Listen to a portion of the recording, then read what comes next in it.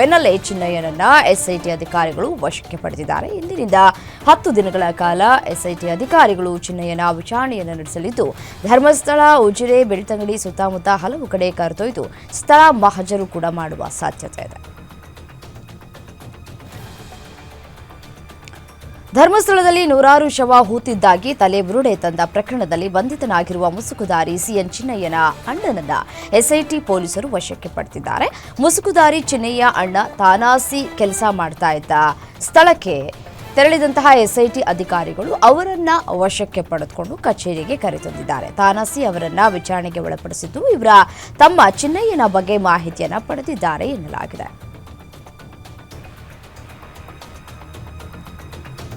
ಧರ್ಮಸ್ಥಳದಲ್ಲಿ ಶವಗಳನ್ನ ಹೂತಿದ್ದ ಬಗ್ಗೆ ಧರ್ಮಸ್ಥಳದ ಧರ್ಮಾಧಿಕಾರಿ ವೀರೇಂದ್ರ ಹೆಗ್ಗಡೆ ಮಾತನಾಡಿದ್ದಾರೆ. ಒಂದೊಂದೇ ಸತ್ಯ ಸಂಗತಿ ಹೊರಬರ್ತಿವೆ. ಇದರ ಬಗ್ಗೆ ನಾನು ಈಗ ಮಾತನಾಡುವುದಿಲ್ಲ. ಈಗ ಎಲ್ಲ ಆರೋಪಗಳಿಂದ ತೊಳೆದಂತಾಗಿದೆ. ನಿಮ್ಮೆಲ್ಲರ ಪ್ರೀತಿ ವಿಶ್ವಾಸ ಹೀಗೆ ಇರಲಿ. ದೇವರ ಆಶೀರ್ವಾದ ಈ ಕ್ಷೇತ್ರದ ಮೇಲಿರಲಿದೆ ಅಂತ ಹೇಳಿದ್ದಾರೆ.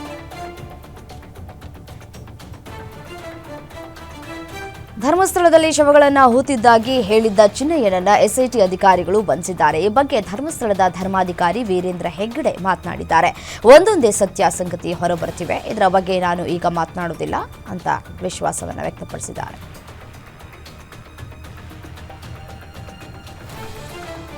ಮುಸುಕುಧಾರಿ ವ್ಯಕ್ತಿ ಸಿಎನ್ ಚಿನ್ನಯ್ಯ ಬಂಧನದ ಬಳಿಕ ಉಡುಪಿಯಲ್ಲಿ ಮಾಧ್ಯಮಗಳಿಗೆ ಪ್ರತಿಕ್ರಿಯೆ ನೀಡಿದ ಗೃಹ ಸಚಿವ ಡಾಕ್ಟರ್ ಜಿ ಪರಮೇಶ್ವರ್, ತನಿಖೆ ಇನ್ನೂ ಜಾರಿಯಲ್ಲಿ ಇರುವುದರಿಂದ ಈಗ ಯಾವ ವಿಷಯವನ್ನು ಬಹಿರಂಗಪಡಿಸಲಾಗದು. ಷಡ್ಯಂತ್ರ ನಡೆದಿದೆಯಾ, ಇದರ ಹಿಂದೆ ಜಾಲ ಇದೆಯಾ ಅನ್ನೋದು ಎಸ್ಐಟಿ ತನಿಖೆ ಪೂರ್ಣಗೊಂಡ ನಂತರವೇ ಗೊತ್ತಾಗಬೇಕು ಅಂತ ಹೇಳಿದ್ರು.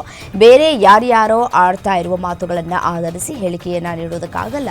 ತನಿಖೆ ಪೂರ್ಣಗೊಂಡು ವರದಿ ನಮ್ಮ ಕೈ ಸೇರಿದ ನಂತರ ಅಧಿಕೃತ ಹೇಳಿಕೆಗಳನ್ನು ನೀಡಬಹುದು. ಊಹಾಪೋಹಗಳನ್ನು ನಂಬಿ ಮಾತನಾಡೋದಕ್ಕೆ ಆಗೋದಿಲ್ಲ ಅಂತ ಪರಮೇಶ್ವರ್ ಹೇಳಿದ್ದಾರೆ. ಸಿಎನ್ ಚಿನ್ನಯ್ಯನನ್ನ ಬಂಧಿಸಿರುವುದು ಒಳ್ಳೆಯ ಬೆಳವಣಿಗೆ. ಎಸ್ಐಟಿ ಕ್ರಮವನ್ನ ಸ್ವಾಗತಿಸುತ್ತೇನೆ. ಆದರೆ ಅವರನ್ನ ಬಂಧಿಸಿದ್ರಷ್ಟೇ ಸಾಲದು, ಮಂಪರು ಪರೀಕ್ಷೆ ನಡೆಸಬೇಕು. ಎಸ್ಐಟಿಗೆ ಇದು ತನ್ನ ವಿನಂತಿ ಅಂತ ಗಿರೀಶ್ ಮಟ್ಟಣ್ಣನವರು ಹೇಳಿದ್ದಾರೆ. ತನ್ನ ವಿರುದ್ಧ ಎಫ್ಐಆರ್ ಆಗಿದೆ, ಹಾಗಾಗಿ ಲಿಖಿತ ಹೇಳಿಕೆ ನೀಡೋದಕ್ಕೆ ಬಂದಿದೆ ಅಂತ ಹೇಳಿದ ಮಟ್ಟಣ್ಣನವರ್, ಈ ಪ್ರಕರಣ ಒಂದು ಷಡ್ಯಂತ್ರ ಮಾತ್ರವೋ ಅಲ್ಲವೋ ಅನ್ನೋದನ್ನ ಎಸ್ಐಟಿ ಅಧಿಕಾರಿಗಳೇ ಹೇಳಬೇಕು. ತಾನು ತನಿಖಾಧಿಕಾರಿ ಅಲ್ಲ ಅಂದರು. ಹೋರಾಟಗಾರ ಮಹೇಶ್ ಶೆಟ್ಟಿ ತಿಮರೋಡಿಗೆ ಬಿಗ್ ರಿಲೀಫ್ ಸಿಕ್ಕಿದೆ. ಬಿಜೆಪಿ ರಾಷ್ಟ್ರೀಯ ಸಂಘಟನಾ ಪ್ರಧಾನ ಕಾರ್ಯದರ್ಶಿ ಬಿಎಲ್ ಸಂತೋಷ್ ವಿರುದ್ಧ ಅವಹೇಳನಕಾರಿ ಹೇಳಿಕೆ ನೀಡಿದ ಆರೋಪದ ಮೇಲೆ ಬಂಧಿತರಾಗಿದ್ದ ಮಹೇಶ್ ಶೆಟ್ಟಿ ತಿಮರೋಡಿಗೆ ಜಾಮೀನು ನೀಡಲಾಗಿದೆ. ಬ್ರಹ್ಮಾವರ ತಾಲೂಕು ಸಂಚಾರಿ ಪೀಠ ಜಾಮೀನು ಮಂಜೂರು ಮಾಡಿದೆ.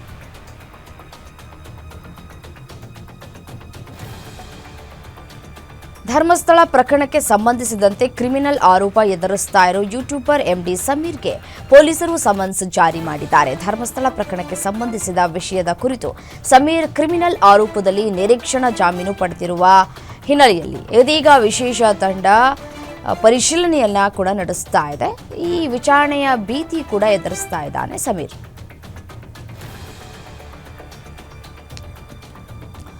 ಚಿತ್ರದುರ್ಗ ಕಾಂಗ್ರೆಸ್ ಶಾಸಕ ಕೆಸಿ ವೀರೇಂದ್ರ ಪಪ್ಪಿಗೆ ಇಡಿ ಅಧಿಕಾರಿಗಳು ಬಿಸಿ ಮುಟ್ಟಿಸಿದ್ದಾರೆ. ಅಕ್ರಮ ಆನ್ಲೈನ್ ಮತ್ತು ಆಫ್ಲೈನ್ ಬೆಟ್ಟಿಂಗ್ ಪ್ರಕರಣ ವಿಚಾರವಾಗಿ ದಾಳಿ ಮಾಡಿ ಇದೀಗ ಅವರನ್ನ ಬಂಧಿಸಲಾಗಿದೆ.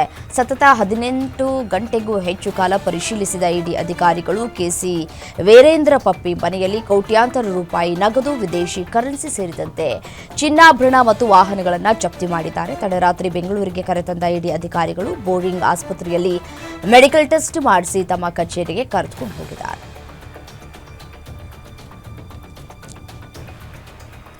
ಕೇಂದ್ರ ಸಚಿವ ವಿ ಸೋಮಣ್ಣ ಅವರು ಚುನಾವಣಾ ರಾಜಕೀಯದಿಂದ ನಿವೃತ್ತಿ ಹೊಂದುವ ಮಾತುಗಳನ್ನಾಡಿದ್ದಾರೆ. ತುಮಕೂರಿನಲ್ಲಿ ಸುದ್ದಿಗೋಷ್ಠಿಯಲ್ಲಿ ಮಾತನಾಡಿದ ಅವರು, ತುಮಕೂರು ಬೆಂಗಳೂರು 4 ಪಥದ ರೈಲ್ವೆ ಮಾರ್ಗಕ್ಕೆ ಸರ್ವೆ ಆಯಿತು, ಡಿಪಿಆರ್ ಶುರು ಮಾಡಿಸಿದ್ದೇನೆ. ಇನ್ನೊಂದು 50 ವರ್ಷಕ್ಕೆ ತೊಂದರೆಯಾಗಬಾರದು.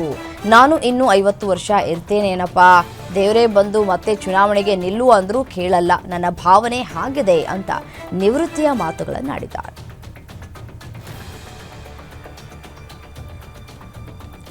ಗೌರಿ ಗಣೇಶ ಹಬ್ಬ ಅಂತ ಬೆಂಗಳೂರಿನಿಂದ ಅನೇಕ ಜನರು ತಮ್ಮ ಊರಿಗೆ ಹೋಗೋದಕ್ಕೆ ಸಜ್ಜಾಗಿದ್ದಾರೆ. ಊರುಗಳಿಗೆ ತೆರಳುವ ಪ್ರಯಾಣಿಕರ ಅನುಕೂಲಕ್ಕಾಗಿ ಕರ್ನಾಟಕ ರಾಜ್ಯ ರಸ್ತೆ ಸಾರಿಗೆ ಸಂಸ್ಥೆ ಕೆಎಸ್ಆರ್ಟಿಸಿ ಆಗಸ್ಟ್ 25ರಿಂದ 31ರವರೆಗೆ ಹೆಚ್ಚುವರಿ ವಿಶೇಷ ಬಸ್ಗಳ ವ್ಯವಸ್ಥೆಯನ್ನು ಮಾಡಿದೆ. ಸೋಮವಾರದಿಂದ ಬೆಂಗಳೂರಿನಿಂದ ರಾಜ್ಯ ಮತ್ತು ಅಂತಾರಾಜ್ಯ ವಿವಿಧ ಸ್ಥಳಗಳಿಗೆ 1500 ಬಸ್ಗಳನ್ನು ಓಡಿಸಲಾಗುವುದು ಅಂತ ಕೆಎಸ್ಆರ್ಟಿಸಿ ತಿಳಿಸಿದೆ.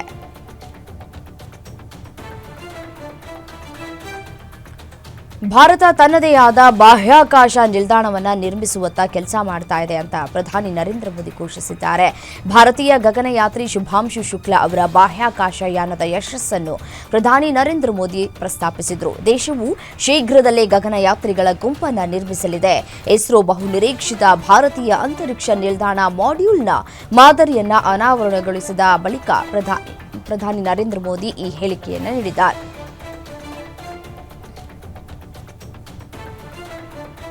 ಪಶ್ಚಿಮ ಬಂಗಾಳದ ಕೋಲ್ಕತಾದಲ್ಲಿ ಸಾರ್ವಜನಿಕ ಸಭೆಯನ್ನ ಉದ್ದೇಶಿಸಿ ಮಾತನಾಡಿದ ಪ್ರಧಾನಿ ನರೇಂದ್ರ ಮೋದಿ, ಮಮತಾ ಬ್ಯಾನರ್ಜಿ ನೇತೃತ್ವದ ಟಿಎಂಸಿ ಸರ್ಕಾರದ ವಿರುದ್ಧ ವಾಗ್ದಾಳಿ ನಡೆಸಿದ್ದಾರೆ. ಕೇಂದ್ರ ಸರ್ಕಾರದ ಯೋಜನೆಗಳ ಪ್ರಯೋಜನಗಳು ಜನರನ್ನ ತಲುಪುವುದಕ್ಕೆ ಪಶ್ಚಿಮ ಬಂಗಾಳದಲ್ಲಿ ಬಿಜೆಪಿಯನ್ನ ಆಯ್ಕೆ ಮಾಡುವುದು ಅವಶ್ಯಕ. ಮುಂದಿನ ಬಾರಿ ಟಿಎಂಸಿಯನ್ನ ಅಧಿಕಾರದಿಂದ ತೆಗೆದುಹಾಕಿ ಬಂಗಾಳದಲ್ಲಿ ಬಿಜೆಪಿ ಸರ್ಕಾರ ಅಧಿಕಾರಕ್ಕೆ ಬರುವುದು ಖಚಿತ ಅಂತ ಮೋದಿ ಹೇಳಿದ್ದಾರೆ. ಜಗದೀಪ್ ಧನ್ಕರ್ ಅವರ ರಾಜೀನಾಮೆಯ ಬಳಿಕ ಉಪರಾಷ್ಟ್ರಪತಿ ಚುನಾವಣೆಯನ್ನ ಘೋಷಿಸಲಾಗಿದೆ. ಎನ್ಡಿಎ ಸಿಪಿ ರಾಧಾಕೃಷ್ಣನ್ ಅವರ ಹೆಸರನ್ನ ಉಪರಾಷ್ಟ್ರಪತಿ ಅಭ್ಯರ್ಥಿಯನ್ನಾಗಿ ಘೋಷಿಸಿದ್ದರೆ ಇಂಡಿಯಾ ಬ್ಲಾಕ್ ಅಭ್ಯರ್ಥಿಯಾಗಿ ಬಿ ಸುದರ್ಶನ್ ರೆಡ್ಡಿ ಅವರನ್ನ ಆಯ್ಕೆ ಮಾಡಿದೆ. ವಿರೋಧ ಪಕ್ಷಗಳ ಉಪರಾಷ್ಟ್ರಪತಿ ಅಭ್ಯರ್ಥಿಯಾದ ಸುದರ್ಶನ್ ರೆಡ್ಡಿ ಅವರ ವಿರುದ್ಧ ಗೃಹ ಸಚಿವ ಅಮಿತ್ ಶಾ ಆಕ್ರೋಶವನ್ನು ವ್ಯಕ್ತಪಡಿಸಿದ್ದಾರೆ. ಭಾರತವನ್ನು ಐಷಾರಾಮಿ ಕಾರಿನೊಂದಿಗೆ ಮತ್ತು ತನ್ನ ಸ್ವಂತ ದೇಶವನ್ನ ಡಂಪ್ ಟ್ರಕ್ನೊಂದಿಗೆ ಹೋಲಿಸುವ ಪಾಕಿಸ್ತಾನ ಸೇನಾ ಮುಖ್ಯಸ್ಥ ಫೀಲ್ಡ್ ಮಾರ್ಷಲ್ ಅಸೀಮ್ ಮುನೀರ್ ಅವರ ವಿಲಕ್ಷಣ ಪ್ರಯತ್ನವನ್ನು ರಕ್ಷಣಾ ಸಚಿವ ರಾಜನಾಥ್ ಸಿಂಗ್ ಅಪಹಾಸ್ಯ ಮಾಡಿದ್ದಾರೆ. ಈ ಹೇಳಿಕೆಯು ಪಾಕಿಸ್ತಾನದ ವೈಫಲ್ಯದ ತಪ್ಪೊಪ್ಪಿಗೆಯಾಗಿದೆ ಅಂತ ಹೇಳಿದ್ದಾರೆ. ಅಷ್ಟೇ ಅಲ್ಲದೆ ಆಪರೇಷನ್ ಸಿಂಧೂರದ ಬಳಿಕ ಭಾರತ ಶಕ್ತಿ ಏನೆಂದು ಪಾಕಿಸ್ತಾನ ನುಡಿದೆ. ಪಾಕ್ನ ಯಾವುದೇ ಬೆದರಿಕೆಗಳಿಗೆ ನಾವು ಬಗ್ಗೋದಿಲ್ಲ ಅಂತ ಹೇಳಿದ್ದಾರೆ. ಕೇರಳದ ಪಾಲಕ್ಕಾಡ್ ಕಾಂಗ್ರೆಸ್ನ ಶಾಸಕ ರಾಹುಲ್ ಮಮ್ಮೂಟ್ಕತಿಲ್ ವಿರುದ್ಧ ತೃತೀಯ ಲಿಂಗಿಯೊಬ್ಬರು ಲೈಂಗಿಕ ಕಿರುಕುಳದ ಆರೋಪವನ್ನು ಮಾಡಿದ್ದಾರೆ. ರಾಹುಲ್ ತನ್ನ ಮೇಲೆ ಅತ್ಯಾಚಾರ ಮಾಡುವ ಬಯಕೆಯನ್ನು ವ್ಯಕ್ತಪಡಿಸಿ ಸಂದೇಶಗಳನ್ನು ಕಳುಹಿಸಿದ್ದ ಅಂತ ಹೇಳಿ ಆರೋಪಿಸಿದ್ದಾರೆ. ನನ್ನನ್ನು ಲೈಂಗಿಕ ಕ್ರಿಯೆಯಲ್ಲಿ ತೊಡಗುವಂತೆ ಒತ್ತಾಯಿಸಿದ್ದ, ಬೆಂಗಳೂರು ಹೈದರಾಬಾದ್ಗೆ ಹೋಗೋಣ ಬಾ ಅಂತ ಕರೆದಿದ್ದ ಅಂತ ತೃತೀಯ ಲಿಂಗಿ ಹೇಳಿದ್ದಾರೆ. ಭಾರತವು ಪಾಕಿಸ್ತಾನದ ವಿಮಾನಗಳಿಗೆ ತನ್ನ ವಾಯು ಪ್ರದೇಶವನ್ನು ಸೆಪ್ಟೆಂಬರ್ 24ರವರೆಗೆ ಮುಚ್ಚುವ ಆದೇಶವನ್ನು ವಿಸ್ತರಿಸಿದೆ. ಇದಕ್ಕೆ ಕೆಲವೇ ದಿನಗಳ ಮೊದಲು ಪಾಕಿಸ್ತಾನ ಕೂಡ ಭಾರತೀಯ ವಿಮಾನಯಾನಗಳಿಗೆ ತನ್ನ ವಾಯು ಪ್ರದೇಶವನ್ನು ಸೆಪ್ಟೆಂಬರ್ 24ರವರೆಗೆ ಮುಚ್ಚುವ ಆದೇಶವನ್ನು ಹೊರಡಿಸಿತ್ತು. ಎರಡೂ ರಾಷ್ಟ್ರಗಳು ಈ ವಾಯು ಪ್ರದೇಶ ಮುಚ್ಚುವುದನ್ನು ವಿಸ್ತರಿಸಿರುವ ನೋಟಿಸ್ ಟು ಏರ್ಮೆನ್ ಅಧಿಸೂಚನೆಗಳನ್ನು ಬಿಡುಗಡೆ ಮಾಡಿವೆ.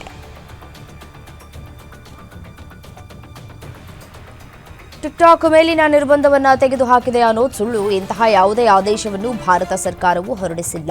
ಕೆಲವು ದಿನಗಳಿಂದ ಈಚೆಗೆ ಟಿಕ್ಟಾಕ್ ಮೇಲಿನ ನಿರ್ಬಂಧವನ್ನು ತೆಗೆದುಹಾಕುವ ಬಗ್ಗೆ ಸರ್ಕಾರ ಚಿಂತನೆ ನಡೆಸ್ತಾ ಇದೆ. ಇನ್ನು ಮುಂದೆ ಟಿಕ್ಟಾಕ್ ವೆಬ್ಸೈಟ್ ಪ್ರವೇಶಿಸಬಹುದು. ಬಳಕೆದಾರರು ಲಾಗಿನ್ ಆಗುವುದಕ್ಕೆ ಅಥವಾ ವಿಡಿಯೋಗಳನ್ನು ಅಪ್ಲೋಡ್ ಮಾಡುವುದಕ್ಕೆ ಅಥವಾ ವೀಕ್ಷಿಸುವುದಕ್ಕೆ ಸಾಧ್ಯವಾಗುತ್ತೆ ಎನ್ನುವ ಮಾಹಿತಿಗಳು ಸಾಮಾಜಿಕ ಮಾಧ್ಯಮದಲ್ಲಿ ಹರಿದಾಡುತ್ತಿದೆ. ಆದರೆ ಇದು ಸುಳ್ಳು ಸುದ್ದಿ ಅಂತ ಹೇಳಿ ಸರ್ಕಾರಿ ಮೂಲಗಳು ತಿಳಿಸಿವೆ. ತಿರುಮಲದ ಶ್ರೀ ವೆಂಕಟೇಶ್ವರ ಸ್ವಾಮಿಗೆ ಒಬ್ಬ ಪ್ರಮುಖ ಕೈಗಾರಿಕೋದ್ಯಮಿ 121 ಕಿಲೋಗ್ರಾಂ ಚಿನ್ನ ದಾನವನ್ನು ಮಾಡಿದ್ದಾರೆ ಅಂತ ಆಂಧ್ರ ಪ್ರದೇಶದ ಮುಖ್ಯಮಂತ್ರಿ ಚಂದ್ರಬಾಬು ನಾಯ್ಡು ಘೋಷಿಸಿದ್ದಾರೆ.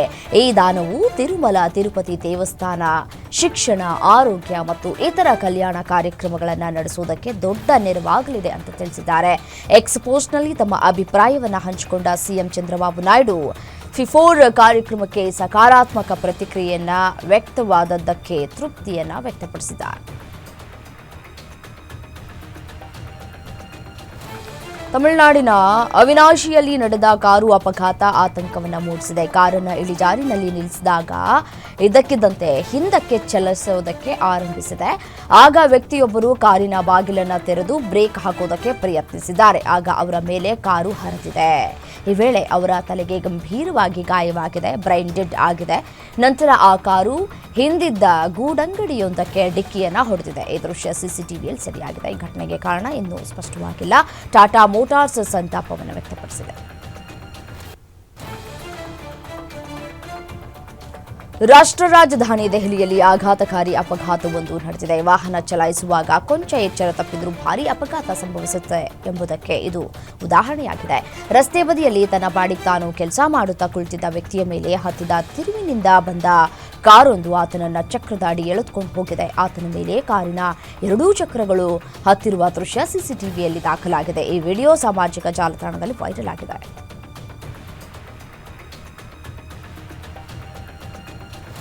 ಮುಂಜಾನೆ ವೇಳೆ ವ್ಯಕ್ತಿಯೊಬ್ಬ ರಸ್ತೆಯಲ್ಲಿ ನಡೆದುಕೊಂಡು ಹೋಗ್ತಾ ಇದ್ದಾಗ 7 ಬೀದಿ ನಾಯಿಗಳ ಗುಂಪು ಏಕಾಏಕಿ ದಾಳಿ ಮಾಡಿದ ಘಟನೆ ಮಹಾರಾಷ್ಟ್ರದ ಪಿಂಪ್ರಿ ಚಿಂಚ್ ವಾರ್ಡ್ನಲ್ಲಿ ನಡೆದಿದೆ. ಅದೃಷ್ಟವಶಾತ್ ವ್ಯಕ್ತಿ ಅಪಾಯದಿಂದ ಪಾರಾಗಿದ್ದಾನೆ. ಸಿಸಿಟಿವಿ ಕ್ಯಾಮೆರಾದಲ್ಲಿ ಈ ದೃಶ್ಯ ಸೆರೆಯಾಗಿದ್ದು, ಬೆಳಗ್ಗೆ 5 ಗಂಟೆ ಸುಮಾರಿಗೆ ಆ ವ್ಯಕ್ತಿ ಕೆಲಸಕ್ಕೆ ಹೋಗ್ತಾ ಇದ್ದಾಗ ಘಟನೆ ನಡೆದಿದೆ. ಶ್ವಾನಗಳ ದಾಳಿಯಲ್ಲಿ ಆ ವ್ಯಕ್ತಿ ಗಾಯಗೊಂಡಿದ್ದಾನೆ ಅಂತ ಅಧಿಕಾರಿಗಳು ತಿಳಿಸಿದ್ದಾರೆ.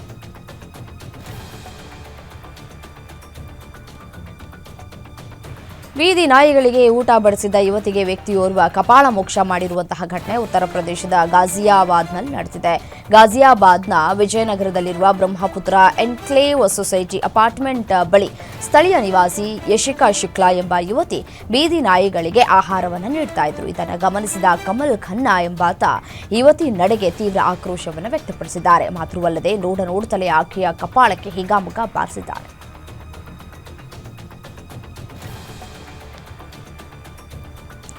ಶತಮಾನಗಳ ಇತಿಹಾಸ ಹೊಂದಿರುವ ಮಧ್ಯಪ್ರದೇಶದ ಚಿಂಡ್ವಾರಾ ಜಿಲ್ಲೆಯಲ್ಲಿ ನಡೆಯುವಂತಹ ಕಲ್ಲೆಸೆಯುವ ಗೋಟ್ಮಾರ್ ಜಾತ್ರೆಯಲ್ಲಿ ಸುಮಾರು 934 ಮಂದಿ ಗಾಯಗೊಂಡಿದ್ದಾರೆ. ಈ ಪೈಕಿ ಇಬ್ಬರ ಸ್ಥಿತಿ ಗಂಭೀರವಾಗಿದ್ದು ಅವರನ್ನು ಆಸ್ಪತ್ರೆಗೆ ದಾಖಲಿಸಲಾಗಿದೆ. 400 ವರ್ಷಗಳಿಂದಲೂ ಚಾಲ್ತಿಯಲ್ಲಿರುವ ಈ ಹಬ್ಬವನ್ನ ಪಂದೂರ್ನ ಸಾವರ್ಗಾಂವ್ ಗ್ರಾಮಸ್ಥರು ಪ್ರತಿ ವರ್ಷ ಆಚರಿಸುತ್ತಾರೆ. ಆಗಸ್ಟ್ 23ರಂದು ನಡೆದ ಈ ವಿಶಿಷ್ಟ ಜಾತ್ರೆಯ ವೇಳೆ 2 ಗ್ರಾಮಸ್ಥರು ಮುಖಾಮುಖಿಯಾಗಿ ಪರಸ್ಪರ ಕಲ್ಲುಗಳನ್ನು ಎಸೆಯುವ ಧಾರ್ಮಿಕ ಯುದ್ಧದಲ್ಲಿ ಭಾಗವಹಿಸಿದರು. ಭಾರತದ ವಾಣಿಜ್ಯ ನಗರಿ ಮುಂಬೈನಲ್ಲಿ ಕಳೆದ 2 ದಿನಗಳಿಂದ ಸುರಿತಾ ಇರುವ ಭಾರೀ ಮಳೆಯ ನಡುವೆ ಈಜೋದಕ್ಕೆ ಹೋದಾಗ ಯುವಕನೊಬ್ಬ ಪ್ರವಾಹದಿಂದ ತುಂಬಿದ ಮಿಥಿ ನದಿಯಲ್ಲಿ ಕೊಚ್ಚಿಕೊಂಡು ಹೋಗಿದ್ದಾನೆ. ಅದೃಷ್ಟವಶಾತ್ ಪೊವಾಯಿಯ ಪುಲೇನಗರ ಪ್ರದೇಶದ ಬಳಿ ದೀರ್ಘ ಪ್ರಯತ್ನದ ನಂತರ ಅವರನ್ನು ರಕ್ಷಿಸಲಾಗಿದೆ. 30 ವರ್ಷದ ವ್ಯಕ್ತಿಯನ್ನ ಅಮನ್ ಇಮ್ತಿಯಾಜ್ ಸೈಯದ್ ಅಂತ ಗುರುತಿಸಲಾಗಿದೆ.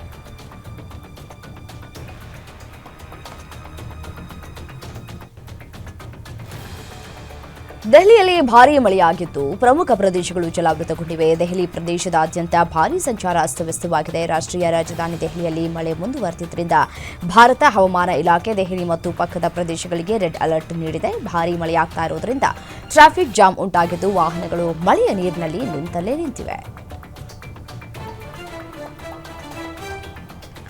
ಉತ್ತರಾಖಂಡದಲ್ಲಿ ಕಳೆದ ಕೆಲ ದಿನಗಳಿಂದ ಭಾರೀ ಮಳೆಯಾಗ್ತಾ ಇದ್ದು ಚಮೋಲಿ ಜಿಲ್ಲೆಯ ಥರಾಲಿಯಲ್ಲಿ ಉಂಟಾದ ಭೀಕರ ಪ್ರವಾಹದಲ್ಲಿ 2 ನಾಪತ್ತೆಯಾಗಿದ್ದಾರೆ. ಸಗ್ವಾರ ಗ್ರಾಮದಲ್ಲಿ 20 ವರ್ಷದ ಯುವತಿ ಅವಶೇಷಗಳ ಅಡಿಯಲ್ಲಿ ಹೂತು ಹೋಗಿದ್ದು ಚಬ್ಡಾನ್ ಮಾರುಕಟ್ಟೆ ಪ್ರದೇಶದಿಂದ ಮತ್ತೊಬ್ಬ ವ್ಯಕ್ತಿ ಕಣ್ಮರೆಯಾಗಿದ್ದಾನೆ ಅಂತ ಚಮೋಲಿ ಜಿಲ್ಲಾಡಳಿತ ಮಂಡಳಿ ತಿಳಿಸಿದೆ. ಭೀಕರ ಮೇಘಸ್ಫೋಟದಲ್ಲಿ ಚಬ್ಡಾನ್ ಮಾರುಕಟ್ಟೆಯ ಪ್ರದೇಶದ ಹಲವು ಪ್ರದೇಶಗಳು ಹಾನಿಗೀಡಾಗಿವೆ. ಥರಾಲಿ ಬಜಾರ್, ರಾಡಿಬಾಗ್ ಮತ್ತು ಚಪ್ಡೋ ಗ್ರಾಮಗಳು ಹೆಚ್ಚು ಹಾನಿಗೆ ಒಳಗಾಗಿವೆ. ಮಹಾಮಳೆಗೆ ದೇಶದ ವಾಣಿಜ್ಯ ನಗರಿ ಮುಂಬೈ ಅಕ್ಷರಶಃ ಮುಳುಗಿದೆ. ಜನಜೀವನ ಸ್ತಬ್ಧಗೊಂಡಿದ್ದು ಹಲವು ಮನೆಗಳು ನೀರಿನಲ್ಲಿ ಮುಳುಗಿವೆ. ಆದರೆ ಊರಿಗೆ ಊರೇ ಪ್ರವಾಹ ಆಗಿ ಮುಳುಗಿದ್ರೂ ನಮಗೆ ಚಿಂತೆ ಇಲ್ಲ ಎಂಬಂತೆ ಈ 2 ವ್ಯಕ್ತಿಗಳು ನೀರಿನಲ್ಲಿ ಕುಳಿತು ಮದ್ಯಪಾನ ಮಾಡುತ್ತಾ ಆನಂದಿಸಿರುವ ವಿಡಿಯೋ ವೈರಲ್ ಆಗಿದೆ. ಇಂಗ್ಲೆಂಡ್ನ ಮಾಜಿ ಕ್ರಿಕೆಟಿಗ ಕೆವಿನ್ ಪೀಟರ್ಸನ್ ಕೂಡ ಈ ವಿಡಿಯೋಗೆ ಪ್ರತಿಕ್ರಿಯೆ ನೀಡಿದ್ದಾರೆ. ನೆಟ್ಟಿಗರು ವಿಡಿಯೋ ನೋಡಿ ಬಿದ್ದು ನಕ್ಕಿದ್ದಾರೆ. ಶಾಲೆಯೊಂದರಲ್ಲಿ ಶಿಕ್ಷಕರು ತರಗತಿಯ ಒಳಗೆ ನಿದ್ರಿಸ್ತಾ ಇದ್ದ ಬಾಲಕಿಯನ್ನ ಗಮನಿಸದೆ ಶಾಲೆಗೆ ಬೀಗ ಹಾಕಿ ಹೋಗಿರುವ ಆಘಾತಕಾರಿ ಘಟನೆ ಬೆಳಕಿಗೆ ಬಂದಿದೆ. ಒಡಿಶಾದ ಕಿಯೋನ್ಜಾರ್ ಜಿಲ್ಲೆಯ ಅಂಜಾರ್ನಲ್ಲಿರುವ ಸರ್ಕಾರಿ ಹಿರಿಯ ಪ್ರಾಥಮಿಕ ಶಾಲೆಯಲ್ಲಿ ಈ ಘಟನೆ ನಡೆದಿದ್ದು, ಶಿಕ್ಷಕರು ಒಳಗೆ ನಿದ್ರಿಸ್ತಾ ಇದ್ದಂತಹ ಬಾಲಕಿಯನ್ನ ಗಮನಿಸದೆ ತರಗತಿ ಕೋಣೆಗೆ ಬೀಗ ಹಾಕಿ ಹೋಗಿದ್ದಾರೆ. ಕತ್ತಲ ಕೋಣೆಯಲ್ಲಿ ತಾನು ಒಬ್ಬಳೇ ಇರುವುದನ್ನು ತಿಳಿದು ಭಯಗುಟ್ಟಿದ್ದಾಳೆ. ಈ ವೇಳೆ ಬಾಲಕಿ ಕೂಗಿದ್ರೂ ಯಾರೂ ಆಕೆಯ ನೆರವಿಗೆ ಬರದೆ ಗಾಬರಿಯಾಗಿದ್ದಾಳೆ. ದೆಹಲಿಯಲ್ಲಿ ನಡೆದ 2 ದಿನಗಳ ರಾಷ್ಟ್ರೀಯ ಬಾಹ್ಯಾಕಾಶ ದಿನಾಚರಣೆಯ ಸಂದರ್ಭದಲ್ಲಿ ಭಾರತೀಯ ಬಾಹ್ಯಾಕಾಶ ಸಂಶೋಧನಾ ಸಂಸ್ಥೆ ಬಹುನಿರೀಕ್ಷಿತ ಭಾರತೀಯ ಅಂತರಿಕ್ಷ ನಿಲ್ದಾಣ ಮಾಡ್ಯೂಲ್ನ ಮಾದರಿಯನ್ನು ಅನಾವರಣಗೊಳಿಸಿದೆ. ಇದು ಭಾರತದ ಬಾಹ್ಯಾಕಾಶ ಮಹತ್ವಾಕಾಂಕ್ಷೆಗಳಲ್ಲಿ ಮಹತ್ವದ ಮೈಲಿಗಲ್ಲನ್ನು ಗುರುತಿಸಲಿದೆ. ಭಾರತವು 2028ರ ವೇಳೆಗೆ ತನ್ನದೇ ಆದ ಸ್ವದೇಶಿ ನಿರ್ಮಿತ ಬಾಹ್ಯಾಕಾಶ ಕೇಂದ್ರವಾದ BASನ ಮೊದಲ ಮಾಡ್ಯೂಲ್ ಅನ್ನು ಉಡಾವಣೆ ಮಾಡುವುದಕ್ಕೆ ಸಿದ್ಧತೆಯನ್ನು ನಡೆಸಿದೆ.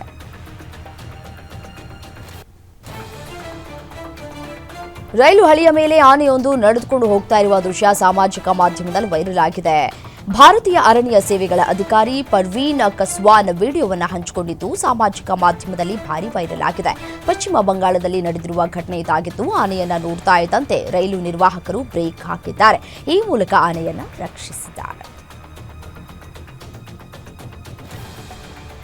ಭಾರತೀಯ ರೈಲ್ವೆ ಕ್ಯಾಟರಿಂಗ್ ಮತ್ತು ಟೂರಿಸಂ ಕಾರ್ಪೊರೇಷನ್ ಲಿಮಿಟೆಡ್ ತನ್ನ ಮೊದಲ ಭಾರತ ಗೌರವ ಡಿಲಕ್ಸ್ ಎಸಿ ಟೂರಿಸ್ಟ್ ರೈಲು ಅನ್ನು ಪಶುಪತಿನಾಥ ನೇಪಾಳ ದರ್ಶನ ಯಾತ್ರೆಯ ಮೂಲಕ ಪ್ರಾರಂಭಿಸಲಿದೆ.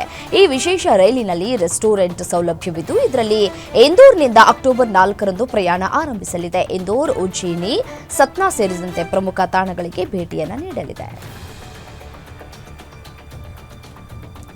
ಹಿಂದೆಂದೂ ನೋಡಿರದ ಭಾರತದ ಅಪರೂಪದ ವಿಡಿಯೋವನ್ನು ಭಾರತೀಯ ಗಗನಯಾತ್ರಿ ಶುಭಾಂಶು ಶುಕ್ಲಾ ಅವರು ಹಂಚಿಕೊಂಡಿದ್ದಾರೆ. ಅಂತಾರಾಷ್ಟ್ರೀಯ ಬಾಹ್ಯಾಕಾಶ ನಿಲ್ದಾಣಕ್ಕೆ ಇತ್ತೀಚೆಗೆ ಹೋಗಿ ಬಂದಿರುವ ಅವರು ಈ ವೇಳೆ ಸೆರೆ ಹಿಡಿದಿರುವ ಭಾರತದ ವಿಡಿಯೋವನ್ನು ಹಂಚಿಕೊಂಡಿದ್ದಾರೆ. ಅಂತಾರಾಷ್ಟ್ರೀಯ ಬಾಹ್ಯಾಕಾಶ ನಿಲ್ದಾಣದಲ್ಲಿನ ಜೀವನದ ಜೊತೆಗೆ ವಿಶಿಷ್ಟ ದೃಷ್ಟಿಕೋನವನ್ನು ತೋರುವ ನೈಸರ್ಗಿಕ ಅದ್ಭುತಗಳನ್ನು ಒಳಗೊಂಡಿರುವ ವಿಡಿಯೋವನ್ನು ಶುಕ್ಲಾ ಹಂಚಿಕೊಂಡಿದ್ದಾರೆ.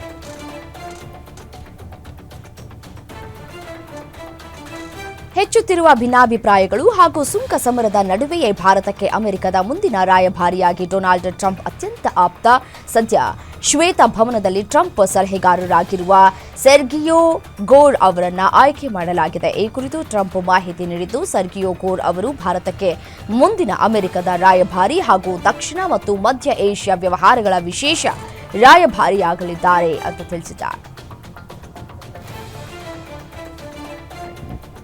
ನಿಮಗೆ ತೈಲ ಬೇಡದೆ ಇದ್ರೆ ಖರೀದಿಸಬೇಡಿ. ಅಮೆರಿಕಾಗೆ ಜೈಶಂಕರ್ಗೆ ಕಪಾಳ ಮೋಕ್ಷ ಮಾಡಲಾಗಿದೆ. ಅಮೆರಿಕ ಅಧ್ಯಕ್ಷ ಡೊನಾಲ್ಡ್ ಟ್ರಂಪ್ ವ್ಯಾಪಾರ ವಿಷಯಗಳು ಸೇರಿದಂತೆ ತಮ್ಮ ವಿದೇಶಾಂಗ ನೀತಿಯನ್ನು ನಡೆಸುವ ಅತ್ಯಂತ ಸಾರ್ವಜನಿಕ ವಿಧಾನವನ್ನು ಹೊಂದಿದ್ದಾರೆ ಅಂತ ವಿದೇಶಾಂಗ ಸಚಿವ ಜೈಶಂಕರ್ ಹೇಳಿದ್ದಾರೆ.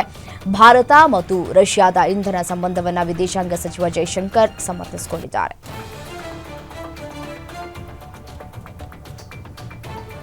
ಶ್ರೀಲಂಕಾದ ಮಾಜಿ ಅಧ್ಯಕ್ಷ ರನಿಲ್ ವಿಕ್ರಮಸಿಂಘೆ ತಾವು ಅಧ್ಯಕ್ಷರಾಗಿದ್ದಾಗ ಯುನೈಟೆಡ್ ಕಿಂಗ್ಡಮ್ಗೆ ನೀಡಿದ ವೈಯಕ್ತಿಕ ಭೇಟಿಗಾಗಿ ಸಾರ್ವಜನಿಕ ಹಣವನ್ನು ದುರುಪಯೋಗಪಡಿಸಿಕೊಂಡ ಆರೋಪ ಹಿನ್ನೆಲೆ ಕೊಲಂಬೋದಲ್ಲಿ ಸಿಐಡಿ ಬಂಧಿಸಿದೆ. 2022ರಿಂದ 2024ರವರೆಗೆ ಶ್ರೀಲಂಕಾದ ಅಧ್ಯಕ್ಷರಾಗಿ ಸೇವೆ ಸಲ್ಲಿಸಿದ ರನಿಲ್ ವಿಕ್ರಮಸಿಂಘೆ ಸೆಪ್ಟೆಂಬರ್ 2023ರಲ್ಲಿ ವೋಲ್ಟರ್ ಹ್ಯಾಂಪ್ಟನ್ ವಿಶ್ವವಿದ್ಯಾಲಯದಲ್ಲಿ ತಮ್ಮ ಪತ್ನಿ ಪ್ರೊಫೆಸರ್ ಮೈತ್ರಿ ವಿಕ್ರಮಸಿಂಘೆ ಅವರ PhD ಪದವಿ ಪ್ರದಾನ ಸಮಾರಂಭದಲ್ಲಿ ಭಾಗವಹಿಸುವುದಕ್ಕೆ ಸರ್ಕಾರಿ ಹಣವನ್ನು ಬಳಸಿಕೊಂಡಿದ್ರು ಎಂಬ ಆರೋಪ ಕೇಳಿಬಂದಿದೆ.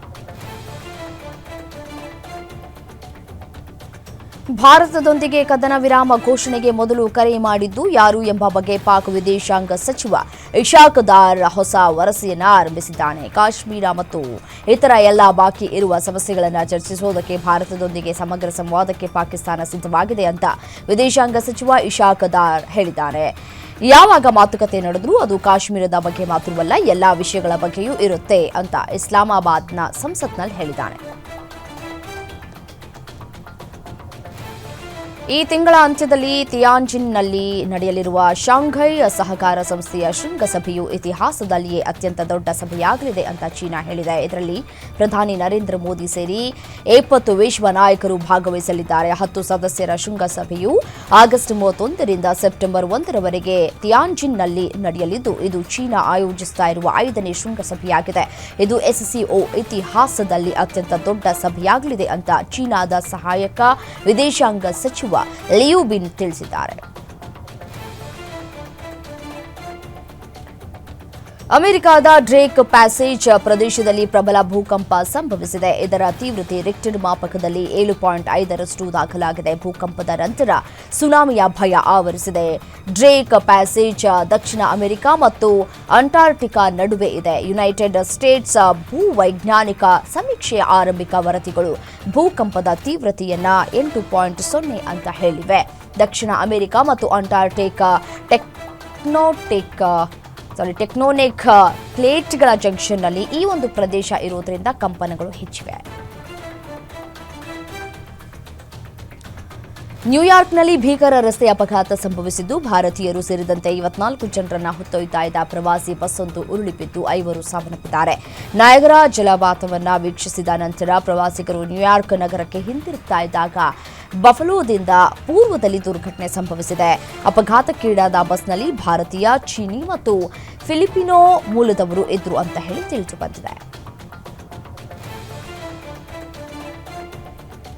ಮಧ್ಯಮ ಕ್ರಮಾಂಕದ ಬ್ಯಾಟ್ಸ್ಮನ್ ಶ್ರೇಯಸ್ ಅಯ್ಯರ್ ಅವರನ್ನು ಭಾರತೀಯ ಏಕದಿನ ತಂಡದ ನಾಯಕರನ್ನಾಗಿ ಮಾಡುವುದಕ್ಕೆ ಬಿಸಿಸಿಐ ಚಿಂತನೆ ನಡೆಸ್ತಾ ಇದೆ ಅಂತ ವರದಿಯಾಗಿದೆ. ಏಕದಿನ ಕ್ರಿಕೆಟ್ನಲ್ಲಿ ನಾಯಕತ್ವದ ಪಾತ್ರಕ್ಕಾಗಿ ಅವರ ಹೆಸರು ಚರ್ಚೆಯಲ್ಲಿದೆ.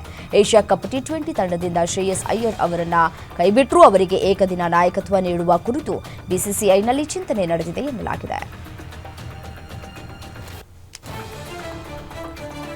ಮುಂಬರುವ 2025ರ ಏಷ್ಯಾ ಕಪ್ ಟೂರ್ನಿಗೂ ಮುನ್ನ ದುಲೀಪ್ ಟ್ರೋಫಿ ಟೂರ್ನಿಯಲ್ಲಿ ಆಡುವುದಕ್ಕೆ ಭಾರತ ಟೆಸ್ಟ್ ತಂಡದ ನಾಯಕ ಶುಭ್ಮನ್ ಗಿಲ್ ಬಯಸಿದ್ರು. ಆದರೆ ಅನಾರೋಗ್ಯದಿಂದ ಬಳಲ್ತಾ ಇದ್ದು ದೇಶಿ ಟೂರ್ನಿಯಿಂದ ಹೊರ ನಡೆದಿದ್ದಾರೆ ಅಂತ ವರದಿಯಾಗಿದೆ. ಆಗಸ್ಟ್ 28ರಂದು ಬೆಂಗಳೂರಿನ ಸೆಂಟರ್ ಎಕ್ಸಲೆನ್ಸ್ ಸೆಂಟರ್ನಲ್ಲಿ ದುಲೀಪ್ ಟ್ರೋಫಿ ಆರಂಭವಾಗಲಿದೆ.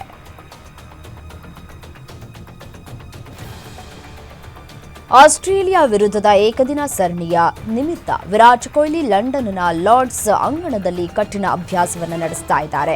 2025ರ ಇಂಡಿಯನ್ ಪ್ರೀಮಿಯರ್ ಲೀಗ್ ಟೂರ್ನಿಯ ಬಳಿಕ ವಿರಾಟ್ ಕೊಹ್ಲಿ ವಿರಾಮ ಪಡಿತಾ ಇದ್ದಾರೆ. ಅವರು ತಮ್ಮ ಕುಟುಂಬದ ಜೊತೆಗೆ ಲಂಡನ್ನಲ್ಲಿ ನೆಲೆಸಿದ್ದಾರೆ. ಅವರು ಈಗಾಗಲೇ ಟಿ20 ಹಾಗೂ ಟೆಸ್ಟ್ ಕ್ರಿಕೆಟ್ಗೆ ವಿದಾಯವನ್ನು ಹೇಳಿದ್ದಾರೆ. ಇದೀಗ ಅವರು ಕೇವಲ 50 ಓವರ್ಗಳ ಸ್ವರೂಪದಲ್ಲಿ ಸಕ್ರಿಯರಾಗಿದ್ದಾರೆ.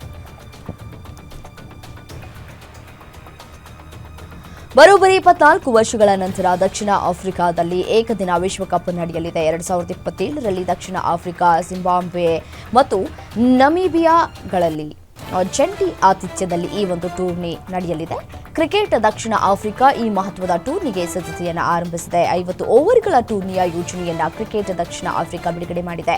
ಟೂರ್ನಿಯನ್ನ ಯಶಸ್ವಿಗೊಳಿಸುವುದಕ್ಕೆ ಸ್ಥಳೀಯ ಸಂಘಟನಾ ಸಮಿತಿ ಮಂಡಳಿಯನ್ನ ರಚಿಸಲಾಗಿದೆ.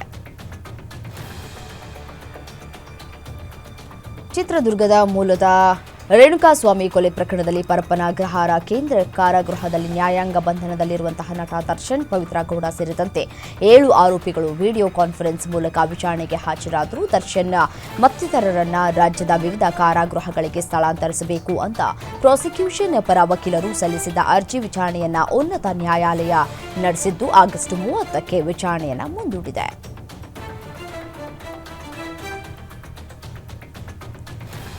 ನಟ ಯಶ್ ಅವರ ತಾಯಿ ಇತ್ತೀಚೆಗೆ ಬಹಳ ಸುದ್ದಿಯಲ್ಲಿದ್ದಾರೆ. ಕೊತ್ತಲವಾಡಿ ಎಂಬ ಸಿನಿಮಾದ ನಿರ್ಮಾಪಕಿಯಾಗಿದ್ದ ಪುಷ್ಪಾ ಅವರು ಮಾಧ್ಯಮಗಳಲ್ಲಿ ಇತ್ತೀಚೆಗೆ ಕಾಣಿಸಿಕೊಳ್ತಾ ಇದ್ರು. ಈ ವೇಳೆ ಎದುರಾದ ಪ್ರಶ್ನೆಗೆ ಉತ್ತರಿಸಿರುವಂತಹ ಪುಷ್ಪಾ, ಅರುಣ್ ಕುಮಾರ್ ದೀಪಿಕಾ ದಾಸ್ ಬಗ್ಗೆ ಮಾತನಾಡಿದ್ದಾರೆ. ನಮಗೂ ದೀಪಿಕಾ ದಾಸ್ಗೂ ಆಗೋಲ್ಲ. ಅವಳು ಯಾವ ದೊಡ್ಡ ಹೀರೋಯಿನ್ ಅಂತ ಆಯ್ಕೆ ಮಾಡಿಕೊಳ್ಳಲಿ. ಅವಳು ಏನ್ ಸಾಧನೆ ಮಾಡಿದ್ದಾಳೆ? ಅವಳು ಸಂಬಂಧಿ ಆದರೂ ದೂರದಲ್ಲೇ ಇಟ್ಟಿದ್ದೀವಿ. ಈ ತರ ಪ್ರಶ್ನೆ ಕೇಳಬೇಡಿ, ನಮ್ಮ ಮಗ ಬಯೋದಿಲ್ವಾ ಅಂತ ಖಾರವಾಗಿ ಉತ್ತರಿಸಿದ್ರು. ಈ ವಿಡಿಯೋ ಸಾಮಾಜಿಕ ಜಾಲತಾಣದಲ್ಲಿ ಭಾರಿ ವೈರಲ್ ಆಗಿದೆ. ನಟಿ ದೀಪಿಕಾ ದಾಸ್ ಯಶ್ ತಾಯಿಗೆ ಕೌಂಟರ್ ಕೊಟ್ಟಿದ್ದಾರೆ. ಸಾಮಾಜಿಕ ಜಾಲತಾಣದ ಮೂಲಕ ತಿರುಗೇಟನ್ನು ನೀಡಿದ್ದಾರೆ. ಹೊಸ ಕಲಾವಿದರನ್ನ ಬೆಳೆಸೋ ಜನರು ಕಲಾವಿದರಿಗೆ ಬೆಲೆ ಕೊಡೋದನ್ನ ಕಲಿತಿರಬೇಕು. ಇಲ್ಲಿಯವರೆಗೂ ಯಾರ ಹೆಸರನ್ನು ಹೇಳ್ಕೊಂಡು ಬಂದಿಲ್ಲ, ಮುಂದೇನೂ ಬರೋದಿಲ್ಲ. ಕೆಲವರಿಗೆ ಬೆಲೆ ಕೊಟ್ಟ ಮಾತ್ರಕ್ಕೆ ಯಾರನ್ನು ಕಂಡು ಯಾರಿಗೂ ಭಯ ಇಲ್ಲ. ಅದು ಅಮ್ಮ ಆದರೂ ಸರಿ, ದೊಡ್ಡಮ್ಮ ಆದರೂ ಸರಿ, ನಾನು ಯಾವ ದೊಡ್ಡ ನಟಿ ಅಲ್ಲದಿದ್ದರೂ, ಏನ್ ಸಾಧನೆ ಮಾಡದಿದ್ದರೂ ನನ್ನ ಬಗ್ಗೆ ಹೀನಾಯವಾಗಿ ಮಾತನಾಡುವ ಯೋಗ್ಯತೆ ಯಾರಿಗೂ ಇಲ್ಲ ಅಂತ ಖಡಕ್ ಆಗಿ ಉತ್ತರವನ್ನು ಕೊಟ್ಟಿದ್ದಾರೆ. ಶಿವರಾಜ್ ಕುಮಾರ್, ಉಪೇಂದ್ರ ಹಾಗೂ ರಾಜ್ಬಿ ಶೆಟ್ಟಿ ಪ್ರಮುಖ ಪಾತ್ರದಲ್ಲಿ ನಟಿಸಿರುವ ಸಂಗೀತ ನಿರ್ದೇಶಕ ಅರ್ಜುನ್ ಜನ್ಯ ಮೊದಲ ನಿರ್ದೇಶನದ 45 ಸಿನಿಮಾ ಬಗ್ಗೆ ಬಿಗ್ ಅಪ್ಡೇಟ್ ಸಿಕ್ಕಿದೆ. ಸೂರಜ್ ಪ್ರೊಡಕ್ಷನ್ ಲಾಂಛನದಲ್ಲಿ ರಮೇಶ್ ರೆಡ್ಡಿ ಅವರು ನಿರ್ಮಿಸ್ತಾ ಇರುವ ಕನ್ನಡದ ಬಹುನಿರೀಕ್ಷಿತ ಪ್ಯಾನ್ ಇಂಡಿಯಾ ಚಿತ್ರ 45 ಚಿತ್ರವು ಡಿಸೆಂಬರ್ 25ರಂದು ಬಿಡುಗಡೆಯಾಗ್ತಾ ಇದೆ.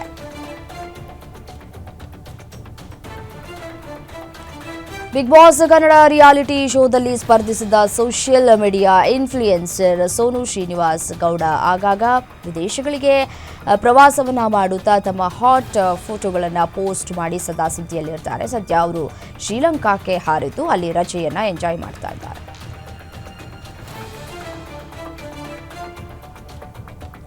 ಪುರಾತನ ಫಿಲ್ಮ್ಸ್ ನಿರ್ಮಾಣದ ಶ್ರೀಕಾಂತ್ ಹುಣಸೂರು ನಿರ್ದೇಶನದ ಹಾಗೂ ಡೈನಾಮಿಕ್ ಸ್ಟಾರ್ ದೇವರಾಜ್ ಅವರ ದ್ವಿತೀಯ ಪುತ್ರ ಪ್ರಣಮ್ ದೇವರಾಜ್ ನಾಯಕನಾಗಿ ಹಾಗೂ ದಿಯಾ ಖ್ಯಾತಿಯ ರಿಷಿ ರವಿ ನಾಯಕಿಯಾಗಿ ನಟಿಸಿರುವ ಸನ್ ಆಫ್ ಮುತ್ತಣ್ಣ ಚಿತ್ರದ ಟ್ರೇಲರ್ ಇತ್ತೀಚೆಗೆ ವಿಕ್ಟರಿ ಸಿನಿಮಾಸ್ನಲ್ಲಿ ಬಿಡುಗಡೆಯಾಯಿತು. ಚಿತ್ರತಂಡದ ಸದಸ್ಯರು ಹಾಗೂ ಸಾಕಷ್ಟು ಕನ್ನಡ ಸಿನಿಮಾಸ್ತಕರು ಉಪಸ್ಥಿತರಿದ್ದರು. ಈ ಸಂದರ್ಭದಲ್ಲಿ